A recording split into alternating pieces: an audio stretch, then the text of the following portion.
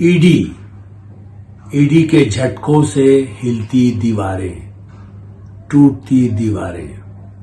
ED, कई लोग हमसे पूछते हैं जो कम जानते हैं, वो कहते हैं ईडी का इतना जोर क्यों है। नेताओं की और नेताओं के खजानों की तो सबसे बड़ी दिक्कत यह है कि उनकी दीवारें टूट रही हैं, उनकी खिड़कियां को झांका जा रहा है, उनकी तिजोरी को देखा जा रहा है, उनके बैंक खातों को भारत में या भारत के बाहर। बोले उनका काम यही है कि भाई आप ऐसे लोगों को इनको किया जाए, उस मशीनरी को, अधिकारी जो है, और इसीलिए इनकम टैक्स के लोग, बल्कि जीएसटी के लिए भी इंटेलिजेंस जो बनाया गया उसके लोग भी अब तो रखे गए। संख्या कम है तो खाली पुलिस सेवा के लोग न रखे जाए। आप कहेंगे भाई ये तो बायज हो गया, पुलिस वाला था, तो उनमें ईमानदार लोगों की संख्या, जैसे मैंने बताया कि तो आईएएस हो, आईपीएस हो, ऐसे ईमानदार लोग तो उन पर दबाव के मारे उनकी तो डेथ तक होती है। लेकिन इतनी ईमानदारी से काम करने वाले हैं तभी तो हुआ, तभी तो हजारों करोड़ पकड़े जा रहे हैं। और उसमें इसीलिए उनको अधिकार है कि वो छापा मारे। वो पहले कह के नहीं जाएंगे आप हमारे यहाँ पहले नहीं बताया भाई।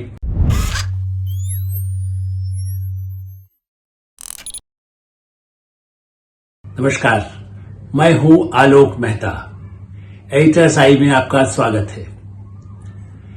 ईडी के झटकों से हिलती दीवारें, टूटती दीवारें।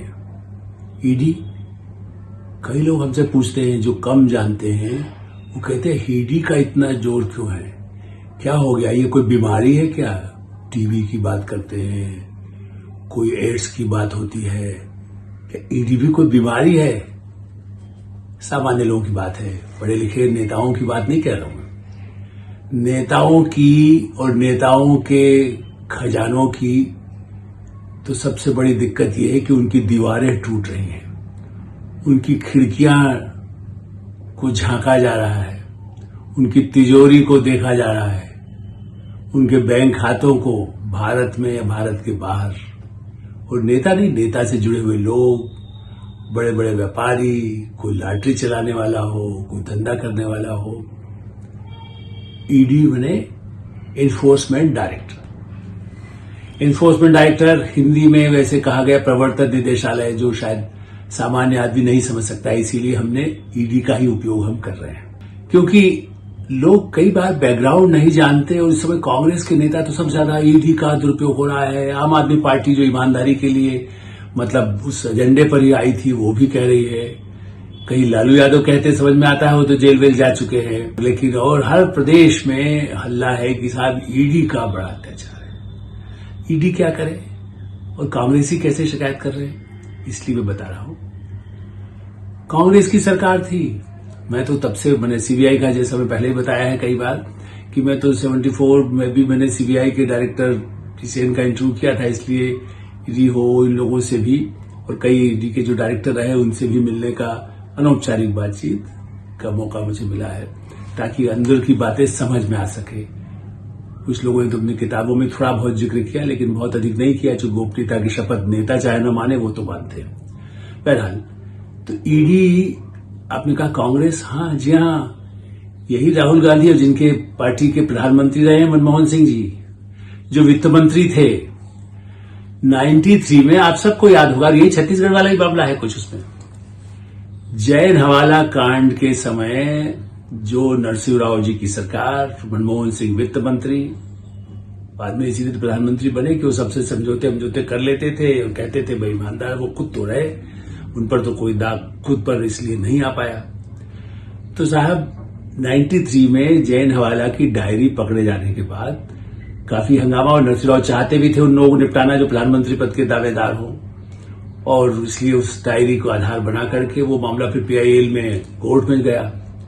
कोर्ट में जाने के बाद और बाकायदा फिर एक एनएन वोरा कमेटी बनी, जो भारत सरकार के ही बहुत चर्चित है। आपको याद होगा कि एक उनकी बड़ी कमेटियों की रिपोर्ट आती रही है। अब तो रिटायर हो गए, बाद में जम्मू कश्मीर के भी गवर्नर भी रहे हैं। तो इसलिए एनएन वोरा साहब की कमेटी सुप्रीम कोर्ट की देखरेख में कहा गया था कि भाई कोई रास्ता निकालिए, चूंकि इसमें सबूत चूंकि नहीं मिलते हैं, तो ये आपके तंत्र में कोई गड़बड़ है। चूंकि डायरी के आधार पर किसी ने किसी का नाम लिख दिया, उससे थोड़ी सबूत से जेल भेजा जा सकता है।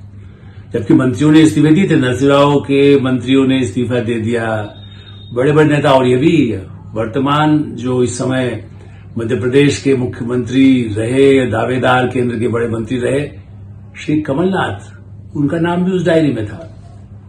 माधवराव सिंधिया का नाम था, अर्जुन सिंह का नाम था, और इनमें से कई तो ऐसे ही था। एनडी तिवारी का नाम भी था, बूटा सिंह का नाम बाद आया, लेकिन उसको नाम कैसे रोकने की कोशिश हुई वो भी मैं बताता हूं। तो उस समय जो कमेटी बनी, उसी ने कहा कि भाई सीबीआई और ईडी को बड़े पावर की देने की जरूरत है। जब जरूरत थी तो बताया गया, और वो तो भाई मानना उनको था ही। इस तरह से उस कमेटी का, और इसका जिक्र मैं नहीं कह रहा हूं, खाली आप मुझे समझ लें कि मैं सरकार। श्री एनके सिंह जो उस समय के सबसे बड़े अधिकारी थे, सांसद भी रहे, वित्त आयोग के प्रमुख भी रहे, और सेक्रेटरी रेवेन्यू वही थे, उनसे भी मेरा मिलना बहुत होता रहा। वो बिहार के ही है, बहुत बड़े परिवार के जिसको कहना चाहिए। उनका एक राज परिवार तो नहीं कहेंगे, लेकिन हाँ बड़े जमींदारों के परिवार से, पूर्णिया क्षेत्र के।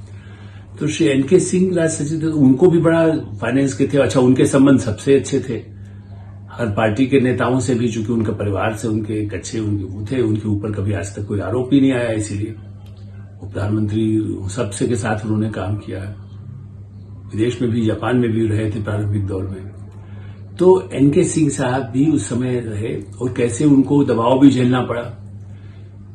ऐसे ऐसे दबाव आए कि भाई क्या उसमें कैसे हो रहा है। बूटा सिंह का नाम कोर्ट ने पूछा, भाई बीएस लिखा हुआ है डायरी में, उसका नाम क्यों नहीं है। दबाव आता था, भाई इसका नाम नहीं लेना है, इसका नाम नहीं रखना है, क्योंकि वो तो पहले मंत्री रहे हैं, राजीव गांधी के बड़े करीबी रहे एशिया गेम के समय से। चिदम्बरम साहब, वो भी उसी सरकार में थे।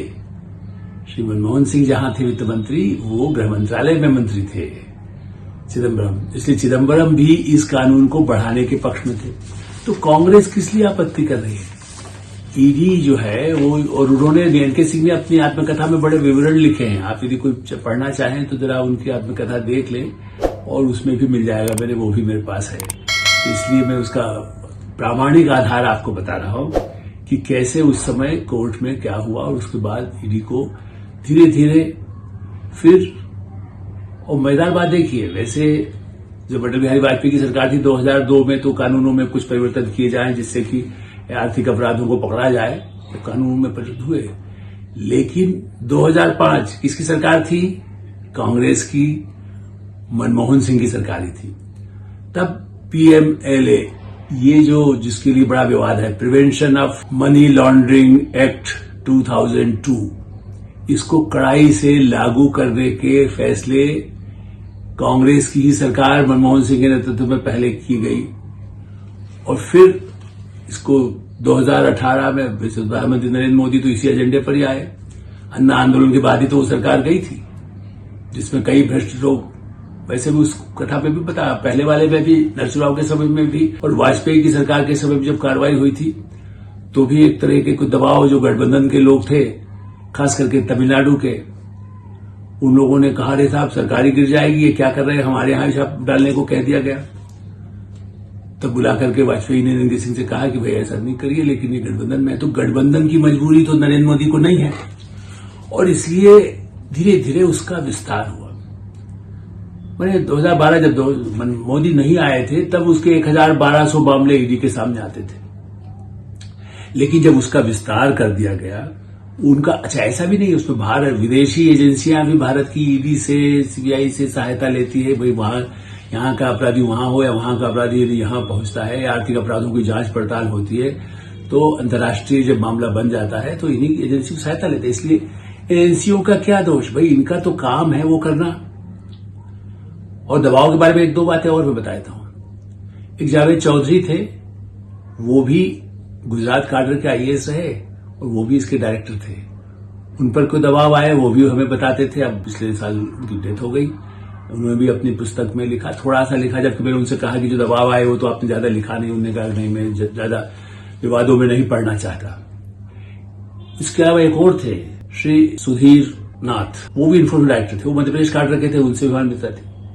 कॉमनवेल्थ घोटाले में इसी ईडी ने जिस तरह से सुरेश कलमाडी के कांड को पकड़ने के लिए जो कुछ कार्रवाई की, उसको लेकर के, या कैसे नाम बदल के कलमाडी ने क्या क्या कर रहे थे, सुधीर नाथ ही हमें बताते थे। और मैंने अपने, जब मैं आउटलुक में था उस समय, हिंदी आउटलुक में, हमने उसको सब विस्तार से छापा भी था। सुधीर नाथ सामने नहीं आए थे, नेचुरली वो तो इस तरह की बातें जो है जिसको कह सकते हैं हमारे इन्वेस्टिगेटिव रिपोर्टर्स ने भी कुछ किया, कुछ हमने बात करके उनसे जो तथ्य पता लगे थे उसके बाद इकट्ठे किए गए थे। तो आज नहीं है, इन्फोर्समेंट डायरेक्टर का काम रहा जो ईमानदार रहे उनको दबाव आया, वो तो दबाव के कारण, अब मैं उसका विस्तार चूंकि मैं नहीं जानता किस तरह के दबाव उनको बाद में आते हों, लेकिन उनको हार्ट अटैक हुआ था और मैं निश्चित रूप से जानता हूं कि उस समय भी ऐसे राजनीतिक दबाव को। अब क्या है जो हमें सूचना है कि भाई किसी को नहीं बख्शना है, क्योंकि इसी एजेंडे पर तो हम आए हैं, कोई भी होगा। और इसलिए आप देखिए केंद्रीय मंत्री पर तो आए, वो डर के मारे कोई ऐसे भ्रष्टाचार के आरोप मंत्रियों पर तो आ ही नहीं पा रहे, क्योंकि वो कोई ऐसी गड़बड़ हो ही नहीं पा रही, न व्यापारी कर पा रहा है। लेकिन हाँ, जो पुराने मामले थे जो कई सालों से चल रहे हैं, या जो नए मामले हैं, कोई ऐप बना लिया, इस समय फिर से चर्चा है छत्तीसगढ़ की, जिस तरह से महाकाल का नाम ही के लिए, भाई देखिए उसको भी महाकाल तो हमारे मंदिर के लिए निर्माण हो रहा था, लेकिन महादेव ऐप का नाम यूज कर लिया महादेव के नाम पर। लेकिन 508 करोड़ तो मतलब बाकायदा, जिसका वो खुद बोल रहा है कि हमने जो है मुख्यमंत्री को दिया, आरोप लगाया है, वो ठीक है, वो पहले सबूत है या नहीं है, लेकिन जो उसका चलाने वाला है वो पकड़ा गया, उसके साथ काम करने वाला दुबई से घर से लाया, कितना दिया, कितना उसके खातों में 50 करोड़ है, वो सब भी आ रहा है। तो ये तो ताजा मामला है। लेकिन ये बताए कि सही बात यह है कि चूंकि पहले सरकारों ने उनको उतने अधिकार तो देने को दे दिए, लेकिन मशीनरी कम थी, और इसलिए फिर हाल के वर्षों में पहले जो कम लोग होते थे, संजय मिश्रा जब डायरेक्टर बने, उन्होंने सरकार से कहा, प्रधानमंत्री नरेंद्र मोदी ने भी जब उनके खिलाफ बहुत अभियान चलाया गया था, उनको कि उनका कार्यकाल खत्म हो गया, उनको क्यों रखा, कोर्ट भी पूछने लगा, लेकिन उनके कार्यकाल में कहा गया कि भाई संख्या तो बढ़ाइए, आप काम कैसे करेंगे, केसेस तो आप आ रहे हैं भ्रष्टाचार के मामले, तो जांच करने के लिए मशीनरी चाहिए, जो सीबीआई के लिए भी होता है। तो उन्होंने, अब आप देखिए कि देरी क्यों होती, कहते ईडी के मामले, भाई आप क्यों आया, चुनाव आया, अरे भाई जांच करते करते समय लगता है ना, सबूत बैंक का यहाँ है कि देश के बाहर है। अभी 2 दिन पहले भी एक इनकम टैक्स में बहुत सीनियर रहे, जो उसके बाद तो रिटायर हो गए हैं, लेकिन सीनियर मोस्ट अधिकारी रहने के बाद जो रिटायर हुए, वो कह रहे थे भाई हाँ ये सही है कि सबूत मिलना कठिन होता है, तो इसीलिए सबूत नहीं मिलते, और इसलिए पहले आईपीएस ही, जैसे सीबीआई में रहते हैं, इसमें ज्यादातर पहले भारतीय पुलिस सेवा के विभिन्न राज्यों के लोग रहते हैं। ये भी नहीं हो सकता है कोई मोदी जी ने सारे अपॉइंट किए हों, वो तो कब से रखे गए। अब राहुल गांधी कहेंगे जो पिछड़ा कितना है, तो भाई आपकी सरकार थी तब कितने पिछड़े रखे होते, भर्ती किए होते, तो आज वो संयुक्त सचिव हो जाते हैं, जितने हो गए। बहरहाल तो इस समय आप ये देखिए कि संख्या बढ़ा करके 2100 के करीब की गई। पीएमएलए मतलब कोई भी हवाला की तरह से, इसमें पैसे का धंधा यहां से करके उसको छुपा करके देश या देश के बाहर उसकी जो गड़बड़ी करता है, वो भ्रष्टाचार का हो न हो, लेकिन गलत तरीके से, अनुचित तरीके से जिस पैसे का लेन देन होता है, उस भ्रष्टाचार भी हो सकता है, उसमें व्यापारी समूह भी हो सकते हैं, कंपनियां हो सकती हैं, मीडिया हाउस के लोग भी हो सकते हैं, दूसरे भी हो सकते हैं। तो इसलिए उसका काम, और उसके पास कर्मचारियों की संख्या करीब 2100 है कुल मिलाकर के, ज्यादा नहीं है। डायरेक्टर हैं 9 स्पेशल डायरेक्टर हैं, 3 एडिशनल डायरेक्टर हैं, 36 ज्वाइंट डायरेक्टर हैं, 18 डिप्टी डायरेक्टर हैं। मतलब ये तो देखा जाए तो ये ऊपर के पद 100 के आसपास से भी कम है, 80 भी नहीं होंगे। तो अब उसकी जांच के मामले कितने बढ़ते जा रहे हैं। मामले आप ये देखिए कि अब जिस तरह की संख्या बढ़ती गई है, वो लगातार इतनी बड़ी है कि आप करीब 3000 के करीब मामले आ गए। 3000 मामले, किसका बैंक खाता कहाँ है, उसके पहले कहाँ है, उसका क्लर्क था कि चपरासी था, कि उसका कोई धंधा था, या उसका लॉटरी के चला रहा था, या खेल के नाम पर ले रहा था। तो कितने बड़े तंत्र को छानबीन करने के लिए इतने 3000 मामले। और जहां तक मेरी जानकारी है, वो आंकड़ा तो बहुत बढ़ चुका होगा चूंकि उसके बाद, लेकिन अभी 1 वर्ष पहले तक 10,000 करोड़ तो जब्त हो ही चुका, सरकारी खजाने में आया है। और अभी भी होता है 500 करोड़, 1000 करोड़, तो मुझे कहीं पता ही नहीं चलता है।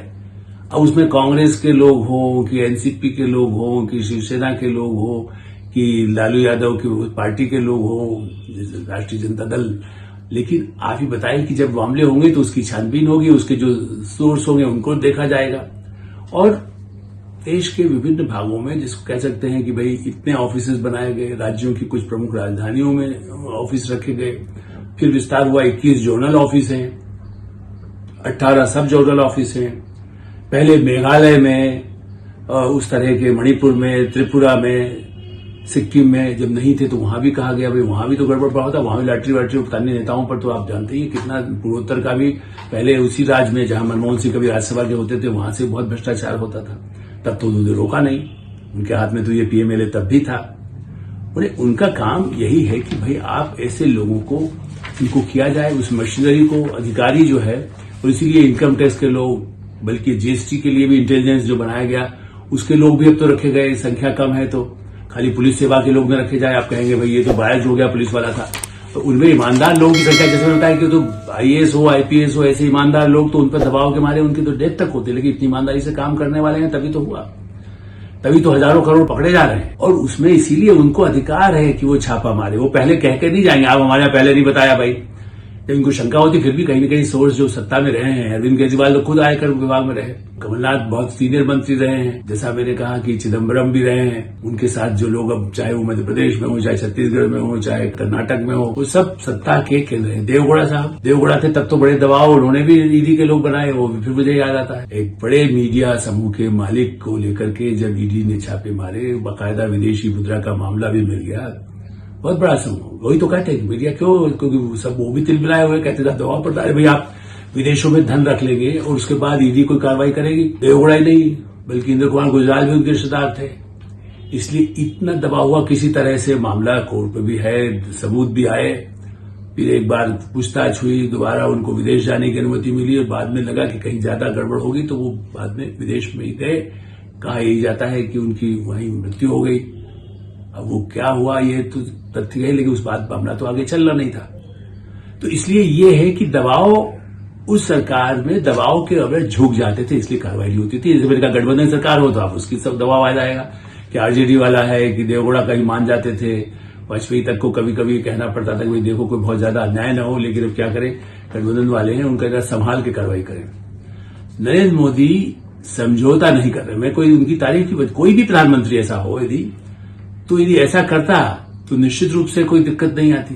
अब बोफोर्स में भी आज तक कोई सबूत मिला राजीव गांधी पर? आप जब कहें सबूत कहाँ है, सबूत लाइए भाई। जब उनमें सबूत के जितने सबूत मिला था उनको तो पकड़ा ही गया, लेकिन सिर्फ उनके नाम पर नहीं मिला। आप कल बघेल के नाम, खुद के नाम खाता नहीं हो, कहीं उनका पैसा नहीं दिखाई दे, केजरीवाल साहब ने कहीं दस्तखत ही नहीं किया है, तो आप उनको क्या करेंगे? इसलिए ये सही है कि इस तरह के जो मामले हैं, ये सीबीआई है, उसके पास, इनके पास विदेशी मुद्रा का मामला हो, भारत में गलत तरीके से पैसा लिया गया, हजारा शराब के ठेकों में ले लिया गया, भाई 300 करोड़ 338 करोड़ का तो सुप्रीम कोर्ट मान रहा है। और ईडी यदि कार्रवाई करता है तो उसमें अभी मैं तो ये मानता हूं, अब एक राजस्थान में 2 पकड़े गए छोटे अधिकारी 15 लाख, अब बताइए करोड़ों का जहां हिसाब किताब हो, यदि कोई नीचे का आदमी इतने बड़े सिस्टम में जहां 1700 लोग, और उनमें भी संख्या की कमी है, 2100 होना चाहिए, इस समय 2700 है, वो भी कमी है, जबकि उन्होंने कहा है कि साहब इसको दुगना करिए, सिफारिश पिछले साल से चल रही है फाइल है, लेकिन सरकार भी कहां से लोग इतना रखे, उनका वो बढ़ेगा, फिर कहेंगे आप तो ईडी को ही हाथ में सब दे दिया, कुछ किया।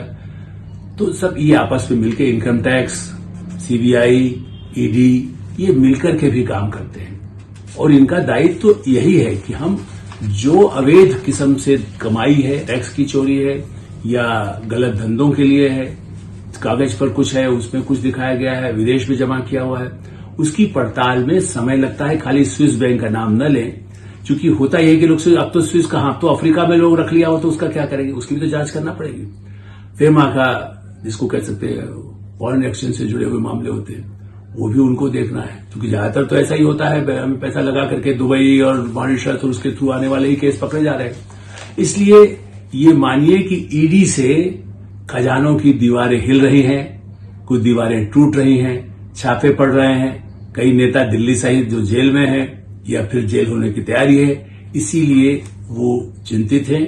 आम आदमी तो खुश होगा कि जिस एजेंडे पर पूरे सिस्टम में यदि टॉप पर यदि नहीं होगा, यदि ऊपर के लेवल पर भ्रष्टाचार रुकेगा, तो नीचे वाले भी धीरे धीरे, नीचे वाले भी पकड़े गए। ऐसा नहीं है कि आईएएस पकड़े गए तो चपरासी और इंजीनियर नहीं पकड़े गए, सब पकड़े जा रहे हैं। एक डर, असली चीज कानून का डर हो और अदालत से, इसीलिए इसका कोर्ट भी अलग है, जो स्पेशल कोर्ट होता है जो बाकायदा इसकी सुनवाई होती है।